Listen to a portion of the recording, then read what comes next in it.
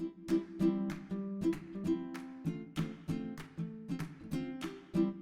third presenter is Alicia E. Martin from the Psychology Program in Academic Research.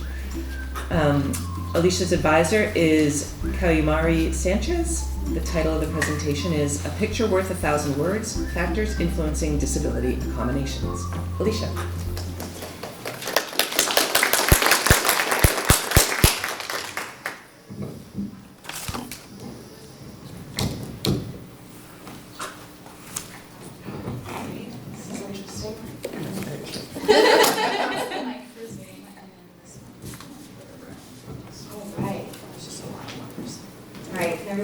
Well?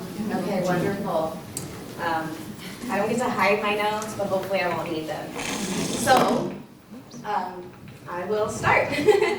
We define disability as the sensory, mobility, cognitive, and psychological difficulties that impact daily living. If you feel comfortable, please raise your hand if you or someone you know is a person with disabilities.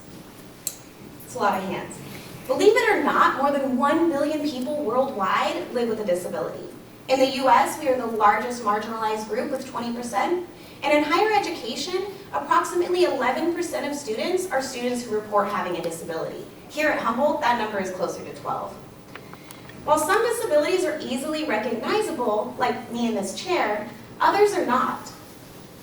Even I struggle to identify whether someone is a part of my community. And this is because disabilities are not a monolith.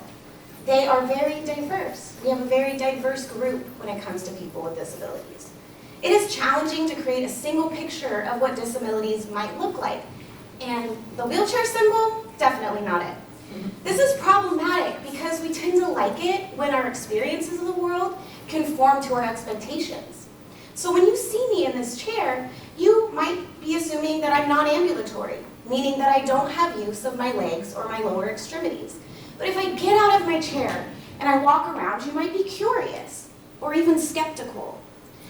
So sometimes disabilities are contextual, and in this context, I don't look very disabled. But most people are surprised to find out that I'm an ambulatory wheelchair user, which means that I can walk short distances, but not without extreme pain. For college students like me with disabilities, faculty members are often the accommodation gatekeepers, which means that they, as humans, though they're not free from biases, are the ones responsible for helping us. My work addresses whether disability visibility impacts the accommodation practices of professors. This was addressed by dividing participants, faculty participants, into 3 separate groups. And then all of those groups were asked whether or not they were, their beliefs, their accommodation practices, the types of knowledge that they had about disabilities. And then after that, we had a control group. We're going to call them Team Green. They received this accommodation memorandum here. Then we had Team Blue, the one over there. And they received the same accommodation memorandum, except that they had the picture in the top side next to where it says student in your course. Then we had the unrecognizable condition. This is the one with the student in the red, where you can't really recognize the disability, and that was also placed in the upper corner. My money is on Team Blue to have the most, promising practices, but as shown in this graph, I predict that knowledge is going to moderate this relationship. So, for those who have more knowledge, they will have more positive attitudes, view accommodations as more reasonable, and be more willing to accommodate students. Thank you so much.